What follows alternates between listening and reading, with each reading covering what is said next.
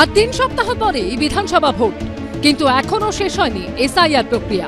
এই প্রেক্ষিতে বুধবার এসআইআর মামলার শুনানি হলো সুপ্রিম কোর্টে। 7 এপ্রিলের মধ্যেই 60 লক্ষ বিবেচনাধীন নামের নিষ্পত্তি হয়ে যাবে জানালো আদালত। বুধবার মামলার শুনানি হয় সর্বোচ্চ আদালতের প্রধান বিচারপতি সূর্যকান্ত, বিচারপতি জয়মাল্য বাগচি ও বিচারপতি বিপুল এম পাঞ্চলির এজলাসে।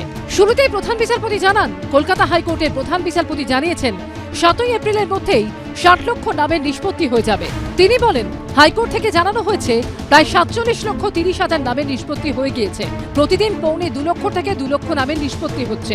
এখনো 13 লক্ষ বিবেচনাধীনের নাম নিয়ে নিষ্পত্তি বাকি আছে, তাও নির্দিষ্ট সময়ের মধ্যে হয়ে যাবে। তবে নির্বাচন কমিশন সূত্রে খবর, বুধবার দিনের শেষ অবধি 49 লক্ষের বেশি ভোটারের নিষ্পত্তি হয়ে গেছে। 1,20,00,000 লোকের নাম বাদ দেওয়া হয়েছিল, বেছে বেছে যেন উকুন বাজছে। 22 লক্ষ লোকের নাম আমরা ইতিমধ্যেই তুলতে পেরেছি। 18 লক্ষ বাদ আছে, ট্রিব্যুনালে যেতে হবে, খরচা আমরা দেব। আর আজকে আমি খুশি, সুপ্রিম কোর্ট ভালো রায় দিয়েছে। ট্রাইব্যুনাল তো সেই জন্যই তৈরি করা হয়েছে। ট্রাইব্যুনালটা তো এটা নয় যে কেউ ফর্ম 7 কেড়ে নেবেন বা ফর্ম 6 ছেড়ে দেবেন বলে তৈরি করা হয়েছে। এই 60 লক্ষ নামের নিষ্পত্তি হতে হবে। নিষ্পত্তি মানে নিষ্পত্তি, no SIR no vote. SIR কে মাঝখানে আটকে দিয়ে শেষ হয়ে গেল বলে ঘোষণা করে ভোটে চলে গেলাম, যেহেতু সময়টা চলে যাচ্ছে, এসব বলা যাবে না। বিবেচনাধীন তালিকায় থাকা যাদের নাম বাদ পড়েছে বা পড়ছে, তারা ট্রাইব্যুনালে আবেদন করতে পারবেন। ট্রাইব্যুনালে থাকা প্রাক্তন বিচারপতিদের প্রশিক্ষণ দেওয়ার কাজ বুধবারই করার নির্দেশ দিয়েছে সুপ্রিম কোর্ট। কমিশনের আইনজীবী বুধবার সুপ্রিম কোর্টে বলেছিলেন, বুধবার প্রশিক্ষণ দেওয়া হচ্ছে, বৃহস্পতিবার থেকে কাজ শুরু হয়ে যাবে। নির্বাচন কমিশনের এই প্রশিক্ষণ দেওয়া নিয়ে প্রশ্ন তোলেন আইনজীবী কল্যাণ বন্দ্যোপাধ্যায়। সেই আপত্তি খারিজ করে দিয়ে প্রধান বিচারপতি বলেন, কিভাবে সিস্টেম হ্যান্ডেল করতে হবে তার জন্য ট্রেনিং। এতে কি অসুবিধে আছে? ইচ্ছে হলে আপনিও যান। বিচারপতি বাগচি কমিশনকে বলেন, তার নাম কেন বাদ যাচ্ছে সেটা যেন তিনি জানতে পারেন। যখন ট্রাইব্যুনালের কাছে আবেদন করবেন, তখন তিনি যেন প্রয়োজনীয় নথি পান।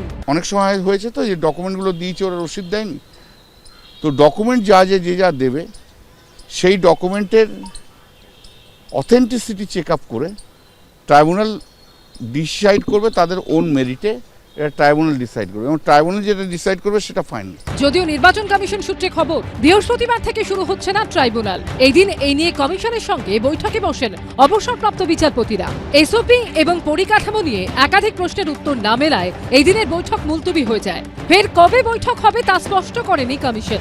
সূত্রের খবর, কয়েকজন অবসরপ্রাপ্ত বিচারপতি ট্রাইব্যুনাল থেকে সরে আসতে চেয়েছেন। বিচারপতিদের একাংশের বক্তব্য, এত বড় ট্রাইব্যুনাল চালাতে যত লোকবল বা পরিকাঠামো দরকার তার প্রায় কিছুই তৈরি হয়নি। কমিশনের তরফে এখনো গোটা বিষয় সম্পর্কে স্পষ্ট ব্রিফ করা হয়নি। সূত্রের খবর, বুধবারের বৈঠকে অবসরপ্রাপ্ত বিচারপতিদের একাংশ প্রশ্ন তোলেন, শুধুমাত্র একটা পোর্টাল দিয়ে কি গোটা প্রক্রিয়া সম্পূর্ণ করা সম্ভব? বিএলও নথি নেয়নি এমন অভিযোগ পেলে কি করতে হবে? কমিশন প্রশ্নের উত্তর না দিতে পারলে ট্রাইব্যুনালে কাজ করব না, সাফ জানান এক অবসরপ্রাপ্ত মহিলা বিচারপতি।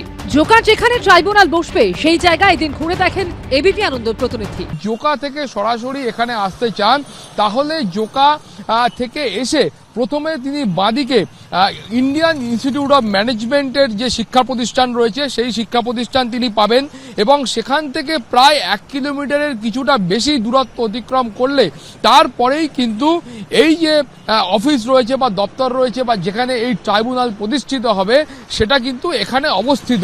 এক জুডিশিয়াল অফিসারকে হুমকি চিঠি দেওয়ার অভিযোগ উঠেছে কোচবিহারের তৃণমূলের জেলা সভাপতি এবং কোচবিহার দক্ষিণের তৃণমূল প্রার্থী অভিজিৎ দেব ভৌমিকের বিরুদ্ধে। এই নিয়ে ডিজিপিকে ব্যবস্থা নেওয়ার নির্দেশ দিয়েছেন কলকাতা হাইকোর্টের প্রধান বিচারপতি, যদিও অভিযোগ অস্বীকার করেছেন অভিযুক্ত।